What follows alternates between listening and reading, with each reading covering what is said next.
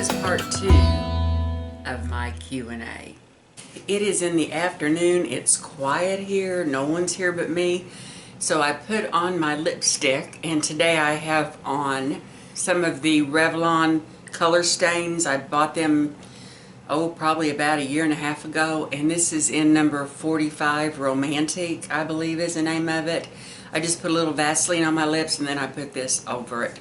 And at the end I'm going to do a couple of my favorite kitchen things that I do. This is a story in and of itself. MaryEllen asks, happy anniversary. My question, where did you meet your husband and how long have you been married? We got married, let's see, we got married 8 years ago in May. How I met him, I had been single and living alone for 15 years. And I was absolutely happy as I could be. I traveled, my life was full. I was busy. I was so busy. I mean, I did not go out with anybody. If anybody would ask me out, I would just say, I really appreciate it, but, I know if you go out to dinner that it may lead to more, and I didn't want more. I wanted to be selfish, and I was selfish. My daughter came over. It was on my birthday, and she was dating a guy from a city where Jim was living. And she said, Mom, I think this guy's not telling me the truth. I think he's older. It says he is. And so I got my laptop and we sat on the couch, and she said, how can we find out? Well, I looked at all these different places and I put his name in and couldn't find it. And I said, I wonder if he's on one of those dating sites. And I had never been on a dating site except to see, somebody called me one time and they said, you need to look at this, because it was somebody that we both knew, and it was a woman, and it was just like a ton of lies. So I did look then. So I put down the city and I put down an age bracket, and we tried to find him, and I couldn't find it with the demographics we had.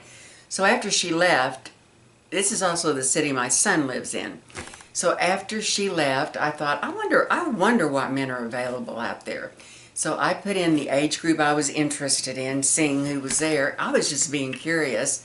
I scrolled down, I saw all these pictures, and I was not interested. I didn't even click on a picture because I just wasn't interested. But there was one that didn't have a picture. The first one that didn't have a picture I clicked on, and I read what this person had to say. And I thought, you know what? He sounds like a nice guy. And there was something that it was like, give him a compliment or something like that. And I thought, I'm going to do that.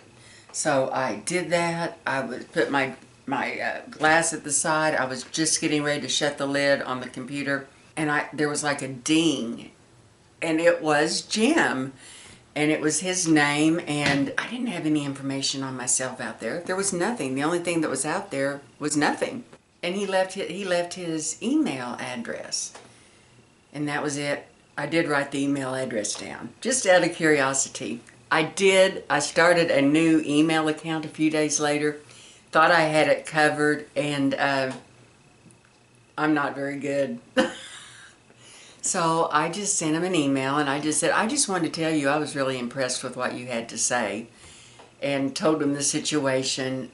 He emailed me back and he said, oh, MaryEllen, that is my favorite name, and I got sick. I thought I had put in a fictitious name. Well, I didn't, but we corresponded through email for some time, and then we started talking on the telephone, and I said to him, his birthday was in a couple of months, and he said, when are we going to meet? And I said, well, we'll meet on your birthday. And I said, I'll take you out to eat on your birthday. So to make a long story short, we met on his birthday in a town that was neutral to both of us. We had a great time, and the rest is history. MaryEllen, you opened up a can of worms. Here are some of my tips that I do that have been time savers and money savers for me. And I don't want to insult anyone. That is never my intention.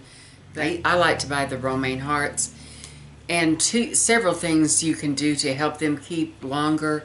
Number one, you don't ever use a knife unless you're ready to eat it immediately. I take my hearts, I break off the end of it, I snap it off, I separate the leaves, I wash them in a colander, and while they're still wet, I place them on a paper towel and stick the paper towel in a Ziploc bag, in a gallon Ziploc bag. And I usually do at least 3 stalks of the romaine lettuce at one time. And I don't do anything else to it. I just remove what I need when I want it. And it will last over 2 weeks that way. That's one of my things that I do that is so easy. Another thing is, I mentioned this one time before, I love avocados, and and they're not always readily available.